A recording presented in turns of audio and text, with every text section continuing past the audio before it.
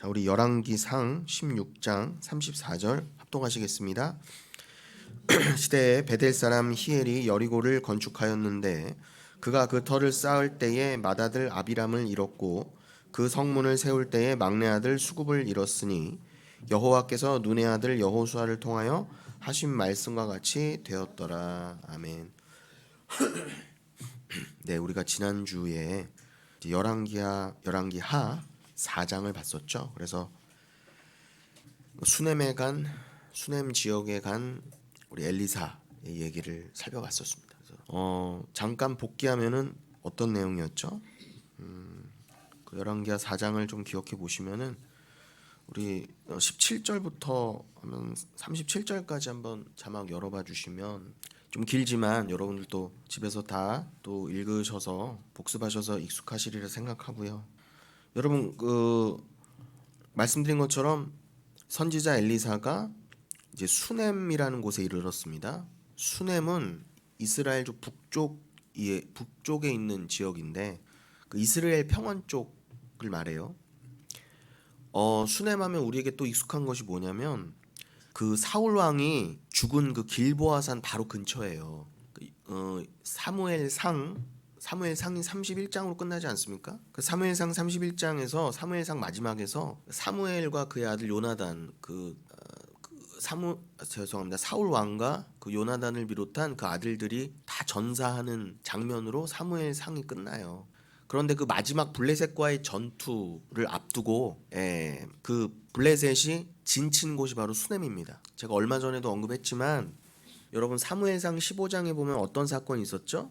사무엘상 15장에서 하나님이 계획하신 대로 내가 사울 왕을 버렸다라는 말씀을 사무엘을 통해 전하시잖아요. 네가 나한테 순종해야지. 네가 지금 네 맘대로 내가 죽이라고 한 저 이방 왕을 살려놓고 내가 짐승까지 다 죽이라고 그랬는데 네 살려놨잖아. 그거 뭐 나한테 제사 드린다고? 그건 네 생각이고 그건 인본주의고. 나는 그런 살찐 송아지 이런 거 귀하지 않아. 나는 그런 제사, 제물, 예배, 형식, 뭐 헌금, 뭐 천천의 순양, 만만의 기름, 뭐 살찐 소 이런 게 나는 귀하지 않아. 난 그런 거 하나도 귀하게 생각하지 않아. 그런 제사보다 나는 순종을 원해 그러셨어요. 순종을 원한다. 여러분 하나님이 우리에게 원하시는 거는 딱 하나예요. 그냥 순종이에요. 근데 그냥 굴종이 아니라 무서워서 억지로 섬기는 게 아니라 그냥 하나님을 너무나 사랑해서 자연스럽게 찬양할 수밖에 없는 그 예배를 원하시는 거예요. 여러분 그 누가복음에 보면은 옥합을 든 한 여인이 나오잖아요. 근데 그 여인은 이름이 없어요. 여러분들이 조금 헷갈리시면 안 될 게 요한복음 12장에서도 여인이 예수님의 발에 기름을 붓죠. 근데 그 여인은 분명히 마리아라고 나옵니다. 그 나사로의 동생인 마리아. 근데 그 마리아가 예수님의 그 장례를 앞두고 순전한 나드 한 근에 그 기름을 부어요. 그런데 누가복음에서는 이름 없는 여인이 또 기름을 붓습니다. 예수님께. 그래서 통상적으로는 이게 같은 여인이 아니다라고 이해가 돼요. 그러니까 최소한 예수님께 머리에 기름을 붓던 다리에 기름을 붓던 또 마태복음 마가복음은 또 머리에 기름 부었다 그러고 누가복음 요한복음은 또 발에 부었다 그러고. 근데 여러분 머리에 부었으면 발에도 떨어졌겠죠. 뭐 그건 그렇게 중요한 게 아닌데. 그리고 뭐 마태복음 마가복음 요한복음은 벳세다에서 예수님께 기름을 부었다 그러고 누가복음에서는 어느 바리새인의 집에서 기름 부었다 그러고 이게 다 제각각이에요. 또 마태복음 마가복음 누가복음은 이름 없는 여인이고 요한복음은 또 마리아고 그러니까 이게 헷갈려요. 근데 뭐 그런 거 다 접어두고라도 중요한 건 누가복음의 예를 들면 그럼 얼마나 중요하면 여러분 마태 마가 누가 요한 복음 4복음서에 그 예수님의 장례를 준비하는 그 장면이 다 나오는 거예요. 그러니까 얼마나 중요하다는 겁니까? 게다가 마태복음 같은 데서는 뭐라고 그러세요? 예수님이 이 여인이 하는 일이 이 복음이 전하는 곳마다 함께 동일하게 전해질 거다 그랬어요. 그럼 여러분 그만큼 중요하다는 거잖아요. 그럼 여러분 근데 생각해 보세요. 여러분들이 복음을 처음 들었을 때 어떻게 전해 들으셨어요? 복음을 처음 전해 들으셨을 때 예수 믿으면 복 받는다 정도로 들으셨잖아요. 대부분은 예수 믿으면 집 나간 개도 들어옵니다. 이렇게 막혔던 물질의 운이 트이고 병도 낫고 다 요 수준이었어요. 대부분이. 그런데 좀 더 나아가서 뭐 진짜 예수를 믿으면 우리가 구원을 얻고요, 영생 천국을 얻습니다. 천국 갑니다. 이게 조금 더 나은 수준이에요. 그런데 여러분, 그 복음을 전해드리면서 이 여인이 한 일을 함께 전해 들으신 적 있어요? 여러분이 전하거나 처음에 전도를 받을 때, 여러분이 또 처음 누구한테 전도를 할 때 이 여인이 한 일을 아시나요? 예수님께 옥합을 깨뜨려서 기름 부은 걸 아시나요? 라고 전달해 보신 적 있으세요? 없잖아요. 여러분도 처음에 그렇게 안 들었고 누구에게 그걸 전할 때도 여러분 말하지 않았고, 그 말은 뭐예요? 복음을 제대로 몰랐다는 거예요. 다 헛복음 전했다는 거예요. 분명히 예수님은 내 말씀이 복음이 전달되는 곳에 이 여인이 한 일도 함께 전달된다고 한다는 거는 여인이 한 일을 모르고는 복음을 모른다는 뜻이잖아요. 근데 여러분, 대부분 그 의미를 생각하기는커녕 여인이 옥합을 깨뜨려서 주님께 기름을 부었대요 라는 말을 안 전했죠. 왜요? 그 뜻도 잘 모르고 왜 그랬을까? 그냥 억지로 헌금해야 되나 보다. 모아놓은 거 그냥 아까운 거, 이게 뭐 300데나리온이나 된다고 하니까 얼추 따져도 이게 얼마야? 몇 천만 원 되는 건데 아까워, 이런 생각이나 해봤지. 아무리 예수님이어도 이거를 몇 천만 원짜리 향수를 그냥 들이붓고 그냥 한 번에 탁 보내는 게 맞아? 다 이런 유치한 생각만 해봤지 뜻도 모르니까 전달도 안 되고. 그러니까 여러분, 문자적으로도 우리는 전달을 못 해봤고 뜻을 모르니까. 그런데 여러분, 설령 내가 정말 나는 복음을 깨닫고 예수님을 사랑하고 구원을 받았다 하더라도 입술로는 못 전할 수 있어요. 예수님한테 옥합을 깨서 부은 여인의 얘기를. 그렇다 치더라도 정말 복음을 알면 그 여인이 한 행동이 무엇인가를 이미 깨달은 사람이에요. 그래서 입술로는 안 전해도 그 복음 안에 제대로 복음을 전하면 그 내용이 들어가게 돼 있어요. 근데 문제는, 제가 지적하는 문제는 뭐냐, 제대로 된 복음도 전하지 않으니까 당연히 그 여인의 한 일에 대해서도 정확히 말을 해봤자, 여인이 이런 일을 했어요 라고 기억해서 전해봤자 껍데기만 전하는 상황들이 대부분이었다는 겁니다. 제 말은요. 이해가 되시죠? 그럼 여러분, 이게 얼마나 중요하면은 사복음서에 다 나오고 예수님이 가는 곳마다 전달되게 될 것이다 했다는 건 뭐예요? 우리가 진짜 복음을 전하면 그 안에 이 여인의 일이 이미 포함돼서 전달돼 있다는 거잖아요. 우리가 이거를 문자적으로는 전달하지 못해 내가 제대로 복음을 전하면 그 안에 분명히 그 여인이 한 일이 하늘나라, 천국, 구원을 뜻하는 거다는 게 전해질 텐데, 복음을 모르니까 이 여인이 한 일을 전달도 안 할 뿐더러 전달해봐야 엉뚱하게만 전한다는 거예요. 헌금해라 정도로, 야 집에 뭐 하는 거 다 갖다 바쳐라, 이 정도로만 하더라는 거예요. 왜 그렇게 해요? 그것도 복 받으려고. 30배, 60배, 100배라고 하니까 최소 30배만 해도 이 5천만 원짜리 갖다 드리면 어떻게 해요? 5천만 원에 30배면 얼마야 도대체? 저는 산수가 안 돼서 10배만 해도 5억이니까 5, 3, 15, 15억을 받을 수 있으려나? 요 정도로만, 요 따위로만 전했으니까 이게 안 되는 거예요. 다 지옥입니다. 그럼 여러분, 제가 이 말씀을 왜 드렸어요? 주님이 원하시는 우리에게 진짜 순종이라는 거예요. 그런데 그 누가복음에서 이 옥합을 깨뜨려서 드린 여인은, 누가복음을 잘 보면은 그 바리새인의 집에서 그 거만한 바리새인이 예수를 초청했어요. 예수님 거기 안 가셔도 되는데 가셨단 말이에요. 뭔가를 우리에게 설명해 주시려고. 그 바리새인이 나중에 구원 받았는지 안 받았는지는 몰라요. 중요하지도 않고. 여러분, 인간은 중요하지 않아요. 예수가 그 상황을 통해서 무슨 말씀을 하시려는 게 중요한 거예요. 근데 우린 자꾸 인간 측에서, 그래서 그 바리새인이, 예수님이 찾아가신 바리새인 집에 그 바리새인이 구원 받았어요, 안 받았어요? 야, 예수님 초청해서 밥도 사드리고 밥도 해드리고 이렇게까지 했는데 아이고 지옥 갔을까? 그런 건 중요한 게 아니에요. 그럼 굉장히 지엽적인 거예요. 성경은 그런 걸 말하려고 쓰여져 있는 게 아니에요. 성경은 철저히 하나님 중심, 예수님 중심이에요. 그건 하나님 소관이죠. 예수 그리스도 소관이죠. 근데 그 바리새인이 구원을 못 받았다 한들 그거는 성경의 전체적인 입장에서는 중요한 사항이 아니라는 거예요. 지난 시간에 말씀드렸잖아요. 하나님은 어차피 다 없애시려고 만든 거예요. 그 중에서 여러분을 구원하신 그 은혜가 중요하다는 거예요. 그럼 여러분은 잘 말씀을 깨달으면 이미 만세전에 택함 받은 자고, 바리새인의 말과 행동을 보면 무엇이 잘못된지 금방 아니까 그냥 여러분들이 취해서 받아야 될 영적인 교훈만 받아 챙기면 되는 것이지, 내가 잘나서 그래서 뭐 성경으로 자꾸 논하는 거를 즐겨하고 심심하니까 그냥 논쟁하는 거나 좋아하고 따지는 거나 좋아하고 하니까 바리새인이 천국 갔을까요? 지옥 갔을까요? 이런 말만 하는 거야.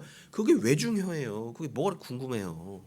중요한 건 예수 그리스도가 그걸 일부러 그 상황을 만드시고 바리새인이 지옥 갔을지라도 그 사람의 인생을 사용하셔서 진짜 중요한 교회에게, 여러분에게 뭔가를 설명하고 계시다는 게 중요하다는 거예요, 제 말은요. 근데 거기서 진짜 중요한 거는, 그래서 바리새인이 아니라 우리가 되어야 할 그 입장, 또 구원받은 자들의 입장을 대변하는 여인이 나오잖아요. 바리새인 옆에서, 예수님 옆에서 이렇게 손을 이렇게 몸을 조아리고 울고 있었다 그래요. 감히 예수님 앞에 설 수도 없어서 어떻게 우리 예수님 봤는데 이 죄인이 줄을 베었는데 눈물밖에 안 나는 거예요. 여러분, 그런 애통함이 있습니까? 너무 감사하고 안에서는 구원받았다는 기쁨이 있으면서 이 죄인이 주님 앞에 섰네. 사도행전 8장 보세요. 사도 바울이 그렇게 예수 믿는 사람을 잡아가두고 죽였다는 얘기가 정확히 고스란히 적혀 있어요. 그래서 사도 바울은 늘 주 앞에서 난 죄인 중에 괴수란 말이 나올 수밖에 없었어요. 사도 바울만 그래요? 여러분도 죄인 중에 괴수라면서 뭐가 잘났어요? 여러분은 예수 믿는 사람 잡아 죽이는 정도가 아니라 여러분이 예수를 죽인 자였단 말입니다. 예수를 제대로 알지 못하고 잘못된 예수를 전하는 게 이미 예수를 죽인 거였어요. 예수를 잘못 믿는 것 자체가. 왜요? 예수를 하나님으로 믿지 않고 믿음으로 사랑하지 않으면 다 지옥이거든요. 그건 뭐예요? 지옥 간다는 무슨 뜻이에요? 죄인이란 뜻이잖아요. 그 말은 뭐예요? 하나님을 잘못 알고 잘못 믿는 게 가장 큰 죄라는 거. 그게 그죄 때문에 예수가 오셔서 십자가에 달리셨다고 한다면 내가 예수 죽인 게 맞지 않습니까? 이렇게 봐도 저렇게 봐도 논리적으로도 이게 피해갈 수가 없잖아요. 그냥 우린 죄인이 맞아요. 뭐 3단 논법, 뭐 필요 충분 조건 이런 거 안 따져도 금방 알 수 있어요. 근데 중요한 건 이게 믿음으로 들어와야 돼. 그런데 여러분, 이 여인이 내가 죄인 중에 괴수입니다 하고 서 있었어요. 근데 바리새인은요, 아이고 저 죄인 저거, 이방인 저 여자 저거, 모르겠어요. 그 여자가 창녀였는지 뭐 어떤 일을 하는지 모르지만 그 바리새인이 무시했단 말이에요. 근데 어떻게 해요? 나는 바리새인, 나는 하나님 사랑하고, 나는 이렇게 율법 잘 지키고, 나는 이렇게 11조도 하고, 나는 이렇게 이웃도 막 섬기고, 예수님 불러다가 식사 대접도 하고, 나는 예수님이 보란 듯이 가신 거예요. 그 인간을 팍 깨시려고. 그게 너희였어. 다시 한번요. 바리새인 그 사람 자체가 지옥 가는 천국 가는 중요하지 않아요. 여러분이 바로 그 바리새인이었다는 게 아는 거 중요한 거예요. 그런데 나는 어떻게 구원을 받았지? 그 은혜에 집중하시란 말입니다. 근데 그 바리새인은 예수님이 그 십자가에 달리시는 것도 모르고 그냥 뭐 예수란 사람이 있으니까 불러다가 밥 한 끼 대접하면서 뭐 얘기나 들어볼까, 그냥 그 정도 수준이었어요. 감히. 근데 그 여인은 소문을 듣고 와서 향유 옥합을 갖고 왔는데도 막 예수님 어쩔 줄 몰라 있다가 울면서 있다가 그걸 깨서 예수님 발에 바르고 자기 머리카락으로 그걸 닦은 거예요. 성경에서는 그걸 예배라 그래요. 입 맞췄다 그래요. 그 여인이 예수님 그 발에. 그래서 마태복음의 표현을 빌리면 아까도 얘기한 것처럼 그 예수님 발이건 머리건 기름을 바른 여자가 2명이건 3명은 상관없이 아무튼 그러한 일은 전해져야 된다. 무조건 복음이 전해지는 거죠. 그 말은 뭐예요? 예배란 이런 것이야. 예배가 뭐라고요? 내가 비워지는 거니 향유옥과 깨드리듯이 가장 귀한 거를 버려도 아깝지 않을 만큼 주는 귀한 분이다라는 걸 깨달아서 나의 가장 귀한 머리카락으로, 여자에게 있어서 머리카락은 너무 귀한 거잖아요. 맨날 샴푸해야 되고 린스해야 되고 엘라스틴 막 옛날에는 그 머리카락으로, 이거 아무것도 아닌 거예요. 머리카락도 예수님 발 그걸로도 부족해요.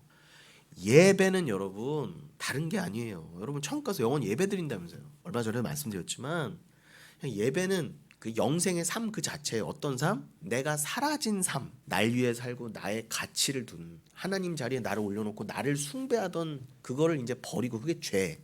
아니 하나님으로 섬기면서 하나님을 나로 섬긴 게 바로 죄라니까 지옥 갈. 그게 교만이에요. 휘브리스.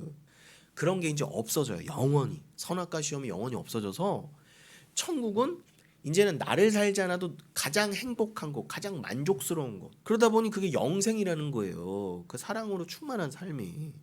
여러분 그게 가당키나 하세요? 인간은 아무리 똑똑하고 아무리 돈을 많이 가지고 있고 아무리 기술력을 갖고 있어도 우주는커녕 태양계도 못 나가요. 그런데 여러분 어떻게 영생은 우리가 육을 그대로 있고 거기서 영원히 사냔 말이에요. 그럼 여러분 여기서는 우리가 물리학 법칙에 꽉 묶여서 아무리 고전역학, 양자역학을 공부하고 수학을 공부해도 물리적인 한계는 어쨌든 못 벗어나잖아. 인간은요. 이 시공간과 육을요. 죽었다 깨나도.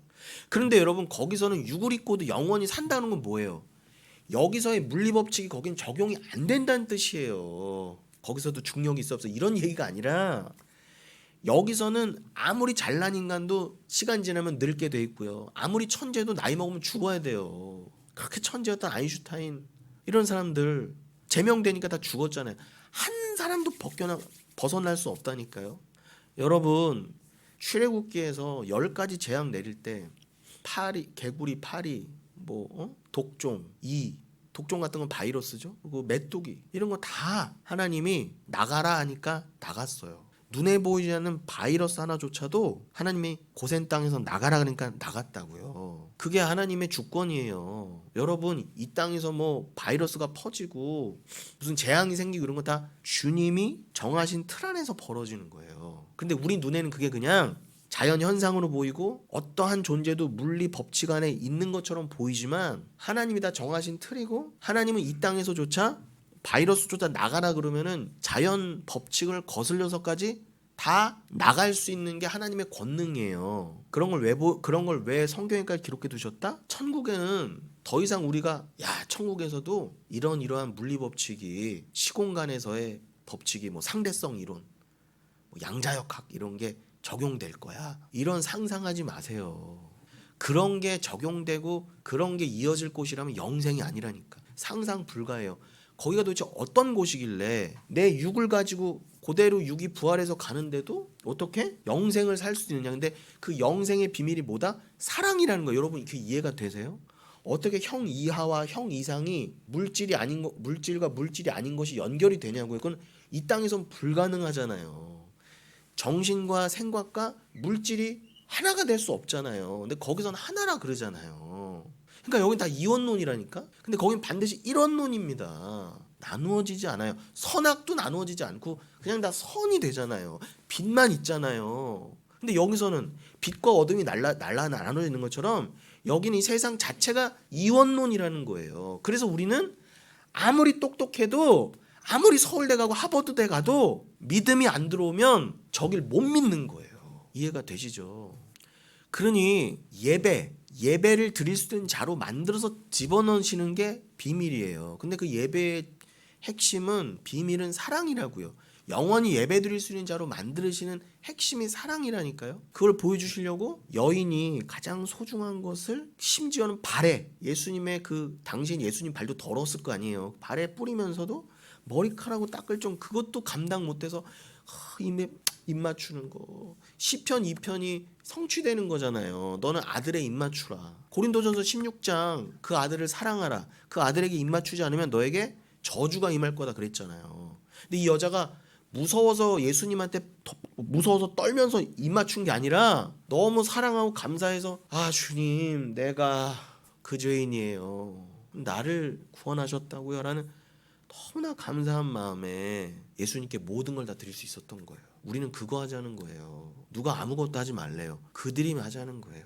그게 행위가 없는 겁니까? 행위가 아예 없는 거예요? 문자적인 행위나 추상적이든 실제적이든 그거 행위잖아요. 여인도 했잖아요. 근데 그 사랑이란 알맹이가 들어가지 않으면 헛거라는 거예요. 근데 알맹이가 들어가면 과부의 두렙돈처럼 20원 내도 그거는 영원한 예물이 될 수 있다는 거예요. 중요한 건 주를 사랑하느냐입니다. 주를 사랑하느냐. 저기를 믿느냐. 저기에 하나님인 걸 믿느냐. 그럼 거기서는 내 가치가 없는 곳이잖아요. 주님만이 영광 받으시는 거니까. 그게 가능하려면 내 가치가 다 비워져야 되잖아요. 향유값 깨지듯. 그걸 상징하는 거예요. 그게 예배라는 것입니다, 여러분. 다른 게 예배가 아니라. 하나님은 사무엘상 15장에서 사울 왕에게도 그걸 원하신 거예요. 너 이런 살찐 소? 웃기지도 않은 거예요. 하나님 입장에서. 우리 입장에서 요즘 소 한 마리가 얼마야? 1,000만 원 할까? 좋은 소는. 주님께 중요하지 않아요. 온 우주가 하나님 거고 다 살라버리신다는데. 근데 그 알량한 인본주의로 그걸 살려두는 것. 이거는 윤리 도덕으로 판단했을 때 살려둬야 돼. 사랑을 베풀어야 돼. 박애주의. 살려놔야 돼. 저 왕도 언젠간 저 왕도 구원받을 수 있어. 아각 왕도. 야, 이 재물 남겨뒀다가 어디 쓸 수 있어. 누가 그런 판단을 해요, 여러분 보고. 왜 그래요? 사랑이 안 들어가니까 판단이 들어가는 거예요. 여러분 사랑해봐요. 사랑하는 사람이 파트로 매주 쓴다고도 믿어져요. 근데 하나님이 말씀하시는데 사랑이 없으니까 그게 안 믿어지는 거예요. 그러니까 주님은 그 필요 없다는 거예요. 필요 없다. 알량한 박애주의, 알량한 윤리 도덕, 알량한 행위주의 필요 없다예요. 다 죽어라, 다 지옥 가라. 거기서 어떻게 했다고요? 돌아서니까 사울 왕이 사무엘의 옷을 잡았더니 옷이 찢어졌다고 그랬죠. 겉옷이 진리의 겉옷이라 했습니다. 그거는 겉옷이 딱 찢어지니까 그 괜히 거기 써 있겠어요? 이놈 새끼 이거 비싼 옷 이거 괜히 그거 그냥 심심해서 적어놓은 게 아니라 다 상징하는 바가 있다고. 전 알레고리 아니에요. 괜히 성경을 써놨겠어요. 그럼 성경은 성경대로 풀어야죠. 그게 성경신의 기본이니까. 그럼 그거에 대해서는 계시록까지 들어가면서 제가 옷에 대해서는 조망해 드렸으니까 오늘 뭐 더더욱 설명하기에는 우리가 너무 많이 나눴으니까 한 가지만 말씀드리면, 제가 지금 수냄 얘기하다가 이렇게 여기까지 왔잖아요. 수냄이 나중에 어디라고요? 사무엘상 끝부분 사울 왕이 죽기 직전에 그 사울 왕을 죽일 블레셋이 마지막으로 진쳤던 곳이 수냄이었던 곳이에요. 여러분 다 입체적으로 기억해 놓으셔야 돼요. 근데 그 수냄은 그러니까 그 엘리사가 갔던 수냄 여인의 고향 그 수냄 거기 말하는 거예요. 그런데 그 또 그 중요한 이유가 뭐냐? 제가 오늘 쭉 이야기한 것의 측면에서만 말씀을 더 이어가면 그 찢어진 옷, 그럼 그게 사울 입장에서는 트라우마 아닐 겁니까? 내가 사무엘 옷을 찢었다. 근데 사무엘이 이거 찢어진 것처럼 넌 끝났다 이제. 너의 나라는 다윗에게 넘어갔다. 요렇게 예언을 받았으니까 얼마나 기억에 남았겠어요. 하나님이 날 버린 증거라니까. 옷이 찢어졌다는 건. 그러니까 여러분 우리가 입고 갈 예복 말하는 거잖아요. 천국에 진리의 겉옷이니까 그거 무조건 하고. 그런데 사무엘상 그 뒷부분 사무엘의 옷이 찢어진 게 사무엘상 15장이라고 한다면 그 뒷부분에 그 사울이 거의 죽어갈 때쯤에 사울이 무슨 짓을 해요? 28장쯤 가면은 무당을 찾아가잖아요. 다 무당 죽여라. 난 하나님을 사랑하는 자야. 이 세상에서 이 이스라엘에서 모든 박수무당을 다 죽여라 해놓고 지가 변장해놓고 무당 찾아간 거예요. 그 수냄 근처였다고요. 그런데 그 무당이 하나님이 그 무당이 영혼아 올라와라 해서 올라온 게 아니라 무당이 가만히 28장 보세요. 사무엘상 무당이 명령해서 나온 게 아니라 무당이 뭘 하기도 전에 하나님이 사무엘을 올리세요. 근데 그거를 사울 왕의 눈에는 안 보이게 하시고 하필이면 무당 눈에는 보이게 하신 거예요. 하나님 다 하시는 거예요.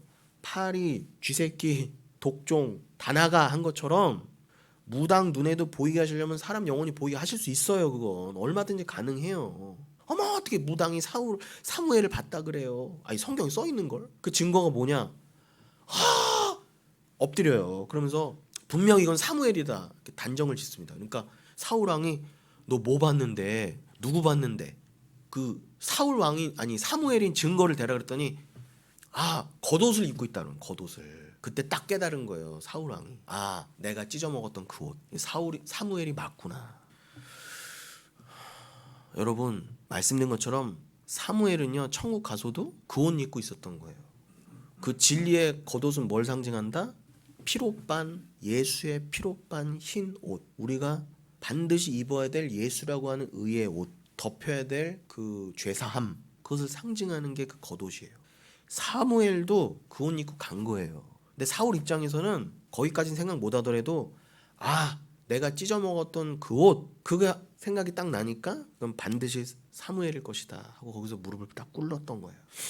얘가 나온 김에 복습을 겸해서 좀 나누는 겁니다. 뭐 이런 얘기들은 우리가 양육 때도 종종 했었죠. 그리고 그 수냄은 또 누구의 고향이라고요? 다윗 왕이 말년에 다윗이 70세에 죽잖아요. 부러워요. 70에 가서. 근데 그 70에 죽을 때 그 말년에 당당했던 다윗이 이불도 제대로 못 이렇게 하고 아무것도 못해. 근데 옆에서 수종 들던 여인이 아비삭이라는 여인이 있었어요. 그 아비삭이 또 이 수냄 출신입니다. 함께 알아두셔야 돼요. 자, 그런 상황 가운데에 더우시면 저 뒤에 좀 줄이시거나 바람을 좀 올리셔도 돼요. 여러분 좀 졸리신가 봐. 오늘따라 제 목소리가 좀 가라앉아 갖고 그 그래 지금 열왕기 하 4장 얘기를 지난 시간에 했었던 열왕기 하 4장 얘기를 하다가 지금 여기까지 왔습니다. 그 지금 승영이가 17절부터 또 쭉 그 자막을 띄워줬죠.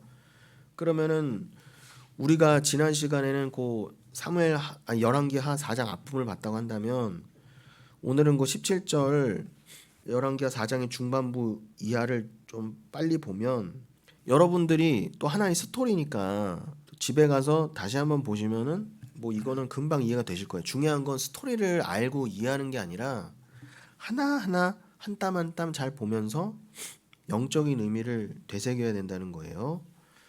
그래서 여인이 그 아들을 은혜로 받았는데 그 아이가 아이고 머리야 하면서 내 머리야 해서 그러더니 두통으로 죽었어요.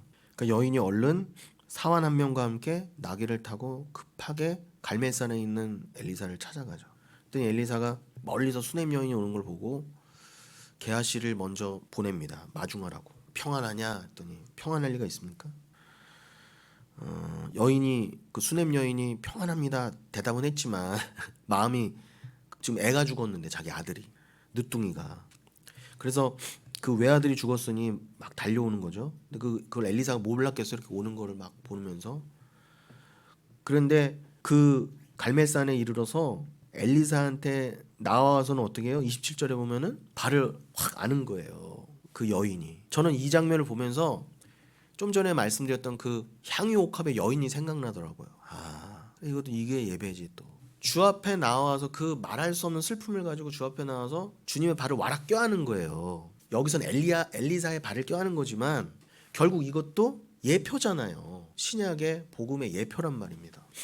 그러니까 우리는 살면서 어떤 일을 겪을지 몰라요. 심지어 이런 수냄 여인이 겪은 슬픔, 이 슬픔보다 더 큰 슬픔을 여러분도 겪을 수 있다고요. 그걸 부정하지 마세요. 근데 중요한 건 택한 백성은 반드시 처음에는 울고 하나님을 원망할 수는 있어도 절대로 그 길로 끝까지 가지 않아요. 죽게 달려온다니까요. 그러면서 점점 어떻게 해요? 아, 하나님이 내 인생에서 어떤 일을 버리신다, 어떤 일을 허락하신다 해도 나는 죽은 자인데 이미 십자가에서 하나님이 나에게 어떤 일을 해도 괜찮으시지, 심지어 지옥 보낸다 하시더라도 난 할 말 없는 존재인데 주님께서 지금은 나에게 극한 슬픔을 주신다 하더라도 이 모든 건 나의 구원과 또 내가 이 땅에서 왜 구원받은 자인지, 어떻게 구원받은 자인지, 하나님의 은혜가 무엇인지 깨닫는 자가 될 수만 있다면 나는 그 슬픔 감당할 수 있습니다. 그리고 나를 그러한 주의 고난과 사랑을 전하는 통로로 사용하신다 한다면 아무 나에게 세상적인 이득이 없다 한다 할지라도 사도 바울처럼 그렇게 주께 쓰임을 받아도 나는 괜찮아요. 난 이미 죽은 자인데 천국으로 구원받은 것만도 감사한데, 그러니까 여러분, 아유 상급이 뭐 있을까? 내지는 아유 구원받은 건 좋은데 뭘 날 이렇게 사용하셔. 나는 그냥 적당히 살다가 예수도 믿고 좀 적당히 뭐 그렇게 막 힘들지 않고, 그게 다 우리 마음이잖아요. 그런 알량한 마음이 다 있다니까. 그것까지도 주님이 다 용서하시고 택한 자는. 근데 우린 점점 갈수록 어떻게 된다? 진짜 성숙은 뭐라고요? 어설픈 성화주의 말고요. 뭐 앞에 가는 사람 좀 덜 밀고 욕 좀 덜하고 쓰레기 좀 안 버리고 술 담배 안 하는 정도를 그거를 성화주의라고 해서 모든 기독교가 글로 가잖아요. 그게 성화가 아니라니까. 그거는 절에서도 한다니까요. 무당들도 하는 짓이에요. 뭐 얼마나 더 남을 도와보고. 하세요. 하시는데 그게 여러분의 성화의 모습이 아니라니까. 그래서 여러분, 그게 어설픈 성화주의라는 거예요. 근데 기독교는 그게 목적이 아닙니다. 여러분이 왜 이 땅에 내려오셨는지 그 목적이 단순히 쓰레기 같은 삶을 살다가 술 담배 좀 덜하고 코인 주식 같은 거 하다가 그거 좀 덜하는 게 성화겠습니까? 그거는 저기 수도사들, 이런 세상과 등지고 수행하는 사람들이 더 잘해요. 세상 욕심 끊고. 그거 정도를 말하는 게 아니에요. 근데 왜 오늘날은 그 잘난 교회도, 큰 교회에서도 그 잘난 똑똑한 장로들 이런 사람들이 앞서서 성시하랍시고 어디 가서 쓰레기 줍고 있어요. 이렇게 쓰레기. 그게 성화래. 도시를 깨끗이. 그거는 청소라고 하는 거예요. 환경 정화. 그게 성화가 아니라니까요. 열심히 하세요.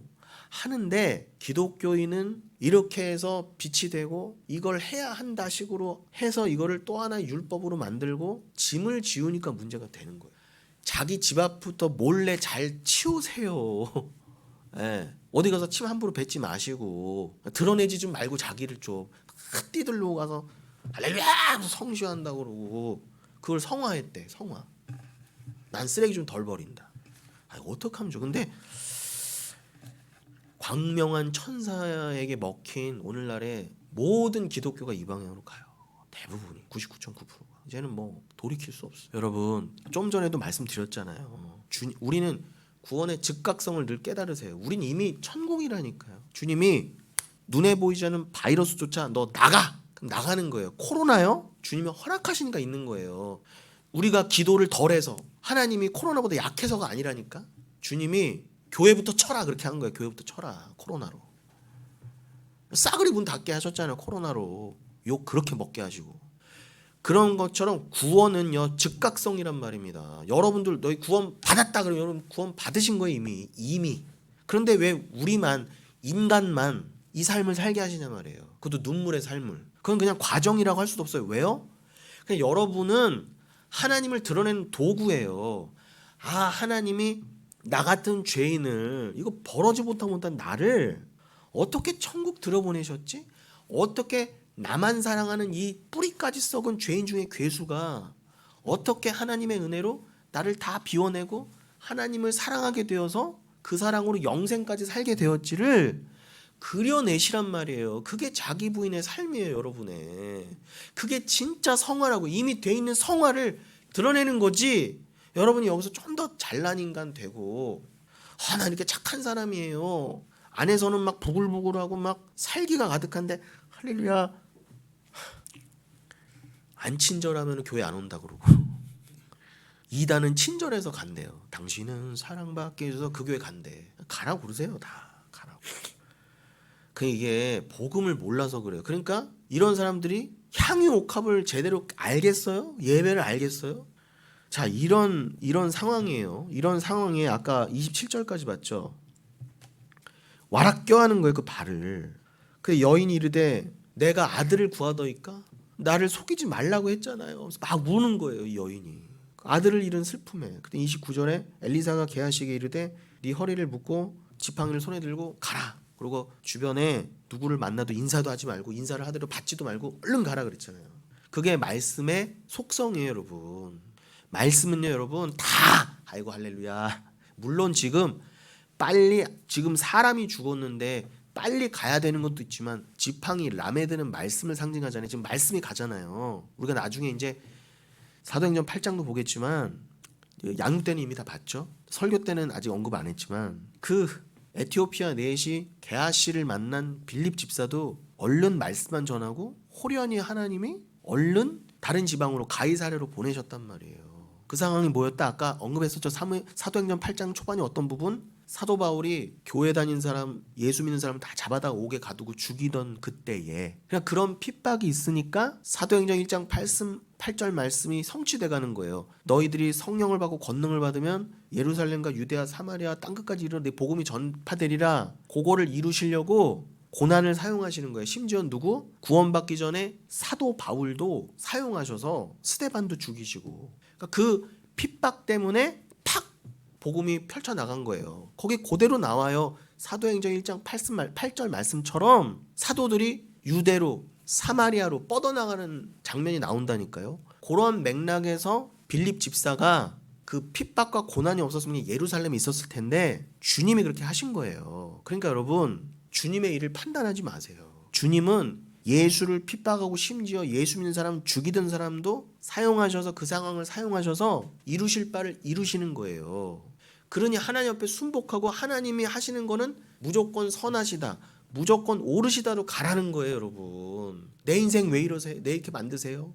하나님 세상을 이렇게 하셔도 돼요? 어떻게? 이렇게 내란이 일어나고 더 저기 빨갱이들은 저럴 수가 있어요? 이러지 마세요. 하나님 허락하심이에요. 중요한 건 하나님은 실수하지 않으세요. 반드시 이루실 바를 이루세요. 어떤 이루실 바? 여기서 반드시 구원하실 자는 어떤 상황에도 건져내세요. 그걸 위해서 이 모든 걸 사용하시는 거예요. 그 앞에 무릎 꿇으라 해요. 그 욥에게도 하신 말씀이잖아요. 근데 인간은 한치아만 보고 하나님마저도 욕하잖아요. 하나님께마저도 당신이 이렇게 하면 안 된다고. 근데 우리가 다 그 꼴이었잖아요. 여인도 그러잖아요. 내가 언제 아들 달라 그랬어요. 이렇게 죽이실 거면 나한테 왜 아들 주세요. 이러잖아요 지금요. 근데 중요한 건 그 아픔을 가지고 하나님 앞에 나오게 만드세요. 택하신 백성을. 그리고 하나님은 모든 게 가능하다. 그거를 펼쳐 보이시는 여러분들은 도구예요. 도구. 여러분이 여기서 잘난 인간 좀 되고 하나님 앞에 근사한 행위를 해서 하나님 앞에 잘 보이라는 거 아니에요. 여러분의 행위는 여러분의 구원에 아무것도 영향을 못 끼쳐. 이미 구원이다 하셨. 이미 즉각 구원으로 구원 받아놨는데 그거에 대해서 여러분의 행위가 인간의 알량한 행위가 무슨 소용이 있겠어요. 그걸 내려놓는 게 여러분이 이 땅에서의 기독교의 신앙의 진짜 목적이라는 거예요. 그럼 지금 말씀이 가니까 어떻게 해요? 바로 가라. 말씀드린 것처럼 사도행전 8장에서 그러한 핍박이 있으니까 빌립 집사가 간다게 그 에티오피아 내시를 만나고 말씀만 전하고 얼른 또 가야죠. 하나님이 가라고 하는 곳으로. 우리 커피 한잔 할까요? 밥 먹을까요? 이렇게 만났는데 이것도 인연인데 연락처로 주고받을까 이런 거 없어요. 그때는 어떻게 해요? 보세요. 사도행전 8장. 그 뒤로 간다게와 빌립 집사가 한 번도 다시는 못 봤다 그래요. 그때는 더 했겠죠. 폰도 없고 메일도 없고. 얼마나 더 서로 애틋했겠어요. 복음, 이 소중한 복음만을 전하고 언제 볼지 기약이 없지만 우리 천국 가서 만납시다. 그렇게 했던 거예요. 저는 오히려 그때가 더 좋아요. 여러분 지금은 에이 또 언제 보겠지. 에이 또 유튜브 열면 또 말씀 볼 수 있겠지. 에이 또 기회가 있겠지. 아니에요 여러분. 아니에요. 아닙니다. 늘 살떨리는 그 마음으로 오늘 이 예배가 마지막이야. 오늘 이 말씀 나누는 게 우리의 양육이 마지막이야. 이 마음으로 하셔야 돼요. 그러니까 다 맹숭맹숭한 거예요. 저기가 안 보이고 종말이 안 믿어지니까. 아무리 곧 내일이라 그래도 보세요. 그냥 곧장 가라예요. 뭐 어딜 둘러봐요. 세상을 둘러보고. 그런데 자, 이 스토리만 일단 놓고 보면은 그 상황에서 여인이 엘리사님 같이 갑시다. 그래서 이 여인이 간곡히 말하니까 같이 가죠. 그래서 자기 게하시죠 여기서는. 게하시 자기 종을 먼저 보냈는데 그 인간이 그냥 이 지팡이 말씀이다. 그러니까 이게 껍데기 갖고 간 거예요 그냥. 그걸 애 얼굴에 올려놨더니 애가 아무 반응이 없는 거예요. 중요한 건 지팡이가 아니에요. 만약에 그 게하시가 진짜 믿음이 있었으면 그리고 그 여인이 지팡이만으로도 내 아들을 살릴 수 있습니다 믿음이 있었으면 분명히 그 지팡이가 역사했을 거예요. 그러니까 이 현상이 중요한 게 아니라니까. 이게 뭐 도구 눈에 보이는 게 중요한 게 아니에요. 엘리사 말씀이 직접 갑니다. 그래서 말씀인 것처럼 애 위에서 이렇게 폭에서 기도하니까 아이가 7번 재채기하고 일어나죠. 그것도 하필 또 7번이에요. 7번 에치 재채기하고 일어납니다. 자 여러분 이러한 이제 기본 사전 지식을 가지고 오늘 그 본문인 이제 열왕기상 16장을 볼 텐데 그 17장을 좀 먼저 보겠습니다. 승영아 열왕기상 17장 8절로 9절 열어봐 주세요. 여러분 지금 막 왔다 갔다 하니까 좀 헷갈리실 텐데 어렵지 않아요. 잘 복습하시고 그리고 지금 열왕기 하를 보다가 오히려 열왕기 상으로 간 겁니다. 그러니까 더 거슬러 올라간 거야 시기적으로. 쉽게 말하면 지금 엘리사 때를 보다가 어디로 넘어간 거 지금? 엘리야 때로 넘어온 거예요. 그 정도는 아시겠죠? 자 17장 7, 8절에 8, 9절에 뭐라고 그래요? 여호와의 말씀이 엘리야에게 임하여 이르시되 여기 엘리사 아니에요. 엘리야예요. 엘리야에게 이르시되 너는 일어나 시돈에 속한 사르밧으로 가서 거기 머물라. 내가 그곳 과부에게 명령하여 내게 음식을 주게 하였느니라. 여러분 세부적으로는 좀 다르지만 정확히 동일한 맥락이 계속 반복되는 거예요. 엘리야에게 있었던 일 엘리사에게 허락하시고 그러면 엘리야에게 있었던 일 엘리사에게 있었던 일은 다 예수를 통해 완성된 일을 이미 다 예표해 놓으신 거고 그래서 이건 다 우리 얘기라는 거예요. 이건 우리에게도 반복되는 얘기라는 거예요. 영적으로든 뭐로든 다. 영적인 맥락 동일하니까 삶의 모습은 좀 다를지라도 이건 다 우리 얘기라는 거예요. 자, 너는 일어나 시돈에 속한. 그럼 여기 시돈이 어딜까? 시돈도 잘 이해해야죠. 시돈은 여러분 지금 레바논, 지금 현대의 이스라엘 지도를 생각하시면 지금 레바논이 바로 위쪽에 있잖아요. 이스라엘에. 그 레바논의 수도가 어디예요? 베이루트예요. 지금 지중해를 생각하시면 돼요. 자, 여러분, 이스라엘의 실질적인 수도가 어디예요? 예루살렘이 아니라 예루살렘에서 북서쪽으로 쭉 해안 쪽으로 오다 보면 거기에 텔아비브라는 곳이 있어요. 옛날에 요빠라는 곳이에요. 그 요빠에서 누굽니까? 그 니누에로 간 요나가 요빠에서 배 타고 나가잖아요. 그 요빠. 그 요빠가 지금의 텔아비브예요. 이스라엘의 실질적인 수도. 그 텔아비브에서 쭉 북쪽으로 올라가면은 레바논이 나와요. 그럼 레바논 가기 전에 아까 엘리사 열왕기하 4장에 엘리사가 머물렀던 건 어디? 갈멜산이 나와요. 쭉 올라오면 갈멜산. 그럼 갈멜산 지나면 바로 레바논이에요. 그럼 그 쭉 해안 따라서 올라가면은 갈멜산 지나 뭐가 나온다? 두로와 그다음에 시돈과 베이루트가 나오는 거예요. 그러니까 레바논 수도인 베이루트 입장에서는 남쪽으로 내려오면은 시돈과 두로가 있는 거죠. 근데 이 두로와 시돈은 굉장히 중요해요. 예수님도 가셨던 곳이고 성경에 자주 등장하거든요. 그럼 여러분 그 갈멜산과 레바논의 베이루트 사이에 두로와 시돈이 있는 거예요. 그 해안가에. 근데 지금 현재는 레바논 땅이라는 거예요. 현재 레바논 국가에. 그래서 여러분 요즘 이스라엘하고 한창 전쟁했던 헤즈볼라가 장악한 지역이 바로 이 두로 쪽입니다. 근데 이 두로를 오늘날 지도에서는 그냥 티레라고 그래요. 티레. 근데 성경에서는 두로라고 하는데 같은 곳이에요. 자, 그래서 이 시돈을 잘 이해하기 위해서 열왕기상 16장 29절부터 34절을 먼저 봐야 된다는 겁니다. 자, 제가 지금 시돈과 두로가 아주 중요하다고 그랬죠. 그래서 요거를 잘 이해하기 위해서 열왕기상 16장 맨 뒷부분 29절부터 승영아 34절을 열어주세요. 뭐라고 되어 있습니까? 이게 바로 아합 왕과 이세벨에 관한 기록이에요. 유다의 아사왕 제38년에 오므리의 아들 아합이 이스라엘 왕이 되니라. 오므리의 아들 아합이 사마리아에서 22년 동안 이스라엘을 다스리니라. 오므리의 아들 아합이 그의 이전의 모든 사람보다 여호와 보시기에 악을 더욱 행하여 느밧의 아들 여로보암의 죄를 따라 행하는 것을 오히려 가볍게 여기며 시돈 사람의 왕 엣바알의 딸 이세벨을 아내로 삼고 가서 바알을 섬겨 예배하고, 여기서 시돈 나오죠. 사마리아에 건축한 바알의 신전 안에 바알을 위하여 제단을 쌓으며 또 아세라상을 만들었으니 그는 그 이전에 이스라엘의 모든 왕보다 심히 이스라엘 하나님 여호와를 노하시게 하였더라. 그러면서 34절 뭐라고 그래요? 이게 바로 오늘 설교의 본문. 그 시대에 베델 사람 히엘이 여리고를 건축하였는데 그가 그 터를 쌓을 때 맏아들 아비람을 잃었고 그 성문을 세울 때 막내 아들 수굽을 잃었으니 여호와께서 눈의 아들 여호수아를 통해 하신 말씀과 같이 되었더라. 이렇게 되는 거예요. 여러분 아합과 이세벨 얘기 나오면서 왜 뜬금없이 34절에 히엘이라는 사람이 아들 둘을 잃은 내용이 왜 갑자기 뜬금없이 들어가 있을까? 이게 성경 편집이 잘못됐거나 그냥 엉뚱한 상관없는 얘기가 툭 들어가 있는 게 아니에요.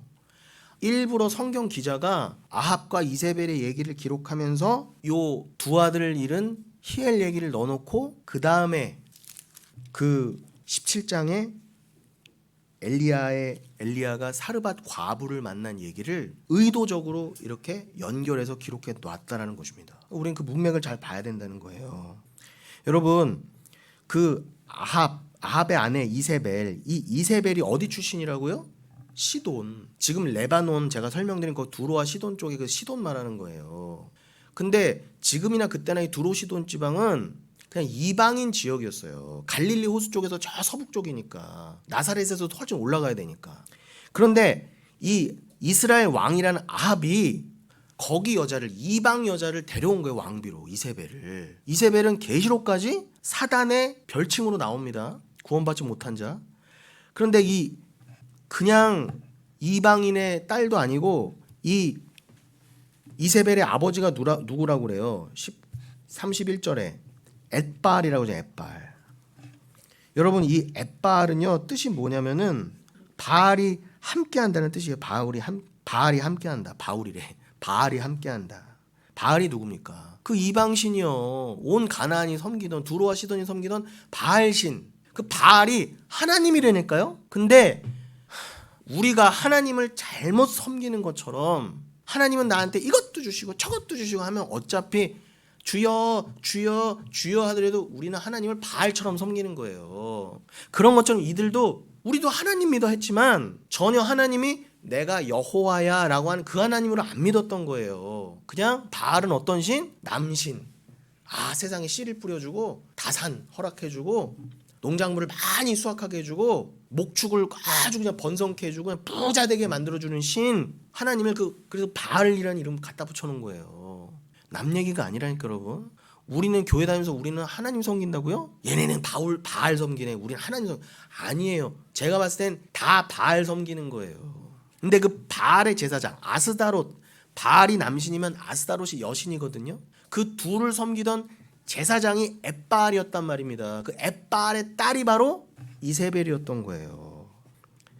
그런데 이 이세벨의 아버지 엣바알은 원래 그 신전의 제사장이었는데 나중에 왕을 살해하고 시돈의 왕이 된 자였어요. 그 왕이 되고 나서 자기의 딸 이세벨을 아합에게 아내로 주어서 결혼 동맹을 맺었던 겁니다. 자, 요런 상황에서 이제 오늘 본문이었던 특히 그 열왕기상 16장 마지막 절 34절을 여러분 더 눈으로 집중해서 봐주시면 그 시대에 바로 아합과 이세벨의 그 시대에 엘리야의 때 그 시대에 베델 사람 히엘이 여리고를 건축하였는데 그가 그 터를 쌓을 때 맏아들 아비람을 잃었고 그 성문을 세울 때 막내 아들 수굽을 잃었으니 여호와께서 눈의 아들 여호와를 통하신 말씀과 같이 되었더라. 여러분 여리고를 건축했는데 그게 뭐 그렇게 큰 죄라고 아들이 둘이나 죽어나간 거예요. 큰아들 막내아들. 여리고는 원래 베냐민 지파에게 주어진 땅이었는데 북쪽의 10지파의 반란으로 인해서 북이스라엘과 남유대로 나뉘잖아요. 그래서 북쪽의 10지파가 여로보암을 중심으로 따로 나라를 세운 게 북이스라엘입니다. 그 원래는 그래서 남쪽은 유다 지파와 베냐민 지파잖아요. 그래서 이 여리고도 원래 베냐민 거였는데 이 둘이 쪼개지면서 나라가 쪼개지면서 이 여리고가 북쪽으로 속하게 된 거예요. 그리고 혼란 가운데. 그러니까 이후에 이 여리고는 북왕국과 남유다의 접경 지역, 국경 성읍이 된 거예요. 아주 중요한 곳이 됐겠죠. 신약에서는 뭐 더더욱 말할 것도 없고 구약에서는 그 여호수아가 처음 정복했던 그 성 말하는 거 여리고 마지막에 하루에 한 바퀴씩 돌다가 마지막에 일곱 바퀴 돌아서 확 무너뜨렸던 그 성. 그러니까 아마도 아합 왕은 이 중요한 여리고를 재건시켜서 분명히 여호수아를 통해서 하나님이 여호수아서에 뭐라고 하셨다? 여호수아서 보면은 절대 여호수아 6장 보면은 여리고를 여호수아가 무너뜨리고 난 다음에 누구든지 여기에다 다시 성을 세우는 자는 큰아들과 막내아들을 잃는 그런 저주가 있을 거야 분명히 말했는데 누구부터 그걸 어겼다? 말씀을? 아합 왕부터, 이스라엘 왕부터. 알고도 그랬다는 거 알고도 분명히 하나님의 저주가 있다는 거 알고도 야 그거 세워라. 왜요? 정치적으로 경제적으로 너무 중요하니까. 그걸 누구를 시킨 거예요? 히엘을 시킨 거예요. 그 요단강을 가로지르는 길목을 장악하려고 성을 재건해서. 그래서 거기를 히엘이라는 사람을 그 건축의 책임자로 임명했을 것이고요. 그러나 히엘은 여리고를 재건하는 도중에 읽은 대로 두 아들을 잃습니다. 이는 일찍이 말씀드린 대로 여호수아가 경고한 바예요. 자, 여호수아서 6장 26절 열어주세요. 여호수아서 6장 26절. 여호수아가 그때에 맹세하게 하여 이르되 누구든지 일어나서 이 여리고성을 건축하는 자는 여호와 앞에서 저주를 받을 것이라. 그 기초를 쌓을 때 그의 맏아들을 잃을 것이요 그 문을 세울 때 그의 막내 아들을 잃으리라 하였더라. 이 말씀을 무시한 결과라는 거예요. 여러분 약 500년의 세월이 흐르고도 성취된 예언이에요. 그 말은 뭐예요? 성경에서 말하는 예언은 반드시 성취된다예요. 그걸 예언이라는 거예요. 묵시 가운데는 이미 성취되어 있고요. 그러니 경고의 묵시의 말씀을 경히 여겨서는 안 돼요. 제가 여기서 여러분 겁주려고 하는 얘기들이 아니에요. 반드시 성취된다니까 여러분. 그것도 영원 가운데 반드시 천국과 지옥이 갈릴 거예요. 반드시 그 지옥에서 두 아들을 잃은 것 같은 무지막지한 슬픔을 가지고 영원을 살 거예요. 예수를 안 믿던 자들은. 그것만 기억하세요. 여리고가 무너진 것처럼 그 인생들을 다 무너뜨리실 거란 말입니다. 잊지 마십시오. 돌 위에 돌 하나 안 남겨놓으실 거예요. 이스라엘의 왕이라는 자가 하나님의 말씀을 그것도 나라의 근간이 되는 율법 말씀을 어떻게 어길 수가 있는가. 아합 왕 당시에 얼마나 영적으로 타락했는지를 보여주는 단면이에요. 여러분 오늘날과 똑같아요. 오늘날 교회가 많으면 뭐예요? 다 타협하고 여리고? 다시 아이고 그거 뭐 중요해? 야 500년이나 지났는데? 이런 것처럼 오늘날도 똑같단 말이에요. 모든 교회가 말씀을 이렇게 업수히 여기고 세상과 타협하고 분명히 너는 좁은 문으로 가라 고난이라 그랬는데 아유 나는 구원도 받았고 그냥 이 땅에서도 제가 무조건 고생하라는 얘기 아니잖아요. 제가 말하는 건 나를 비워가는 내 가치를 내려놓는 그 자기 부인이 되어 가야 진짜 성하고 그거의 완성이 천국이니까 그걸 배워가라는 거니까. 근데 죽었다 깨나도 뭐 수행 정진해서 되는 게 아니에요. 죽는 그 순간까지 나는 자기 부인이 안 된다니까요. 그러니까 예수가 날 위해 죽으실 수밖에 없구나. 그 예수 꼭 붙들고 교만하지 말고 겸손히 그 피만 믿어라예요. 다른 거 없어요. 근데 이 말씀을 다 무시한단 말이에요. 오늘날 교회가 잘난 인간이 돼야 돼. 그렇게 인간을 부추겨주고 인본주의로 가다 보면은 은혜는 사라져요. 큰 교회 건물은 남을지 모르고 꾸역꾸역 바퀴벌레 같은 인간들은 많이 모일지 몰라도 돈은 많이 모일지 몰라도 성도는 없단 말입니다. 그 자리에. 저는 그거를 그래서 예레미야서 7장이나 26장에서 뭐라고요? 여기를 여호와의 성전이라 하는 말을 믿지 말라. 내가 여기를 실로와 같이 실로가 어디예요? 사무엘상 초반에 나왔잖아요.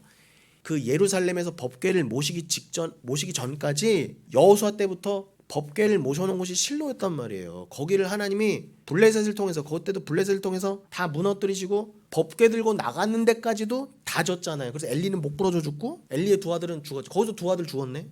그럼 저주가 임한 곳이 실로입니다. 그걸 예레미야를 통해 예루살렘도 이렇게 망할 거야. 여기 성전이라 하지 마. 여기 성전이라 하지 마. 여기 성전이라 그 말을요 다 예배드리고 나오는데 그 수백 수천 명이 나오는 앞에서 회개하라 그런 거예요. 여러분 두려워하지 마십시오.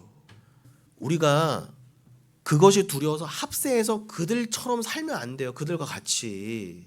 여러분 제가 하는 말이 우리 교회만 다른 말이라고 여기서 이상하게 여기지 마세요. 원래 성경에 나온 말이에요. 이거를 다른 데서 함께 말하고 있지 않을 뿐이에요. 흔들리지 마세요. 당연히 2단 3단 소리 들어야 돼요. 오늘날 아무리 교회가 크고 유명한 목사가 있어도 이 말씀이 없으면 여기는 하나님의 교회가 아니다. 하나님의 교회가 아니다. 하나님의 교회가 아니다. 분명히 선포할 수 있어야 돼요. 그럼 목이 달아날 수도 있단 말입니다. 그러나 우린 타협할 수 없어요. 지금 다 타협의 결과잖아요. 이런 모든 것들이. 여러분 오늘 이 말씀을 잊지 마시고 오늘 할 거 다 했나? 요건 해야 돼. 너무 급하게 끝나려고 미안해. 예능아. 요거는 꼭 얘기해야 돼. 요게 진짜 결론이에요. 히브리서 11장 얼른 열어주세요. 히브리서 11장 35절로 38절. 여러분 요 히브리서 11장 그대로 열어주시고 제가 급해서 넘어갔지만 마가복음 7장에서 수로보니게는 나오죠. 수리아 지역의 베니게라는 뜻인데 그 여인이 소문을 듣고 찾아온 곳도 두로예요. 예수님이 두로에 계실 때 수로보니게 여인 그 이방 여인이 나는 개입니다 하고 찾아왔던 곳이 또 두로예요. 그러니까 이 두로와 시도는 그 이방 지역이고 이렇게 저주받은 곳이고 그렇지만 예수님이 분명히 거하셨고 말씀이 선포된 것이고 죄인들은 자기가 죄인임을 안 자는 내가 개만도 못하는 안 자는 주님이 어디에 있던 그걸 나오게 돼 있어요. 우리가 예수님이 나온 그 자리가 두로와 시돈이라는 거예요. 그래서 두로와 시돈이 중요한데 그 시돈이 특별히 어디였다? 아합과 이세벨의 고향이었던 그곳. 그리고 그 열왕기상 17장에 엘리야가 만나준 사르밧 과부, 신약에서는 사렙다라고 나오죠. 그 사르밧 과부를 만나주신 곳도 시돈이란 말이에요. 그러니까 요 뒷얘기는 제가 다음 시간에 할게요. 여러분 요 맥락을 잘 가지시고 그래서 이게 두로와 시돈이 이렇게 중요하구나. 특별히 예수님이 네가 예루살렘이라고 네가 가버나움이라고 맘 놓지 마. 심판날에 니들이 두로와 시돈보다 더 형벌을 받을 거야. 분명히 경고하셨어요. 그런 여러분이 내가 믿음 안에 있다. 나는 예수 믿는 사람이다. 나는 행위가 넘친다. 이런 걸로 자만하지 마시고 나는 두로와 시돈이에요. 나는 예루살렘은 아니지만 난 두로와 시돈이지만 나는 하나님 그래서 더 믿어요. 하나님 붙잡을 수밖에 없는 나는 죄인이에요. 이 자를 주님은 건지신다는 거예요. 예루살렘에서 무조건 건지시고 유대인이어서 무조건 건지신다 그 얘기가 아니라 그러한 맥락으로 결론의 결론 히브리서 11장 35절 38절 함께 읽겠습니다.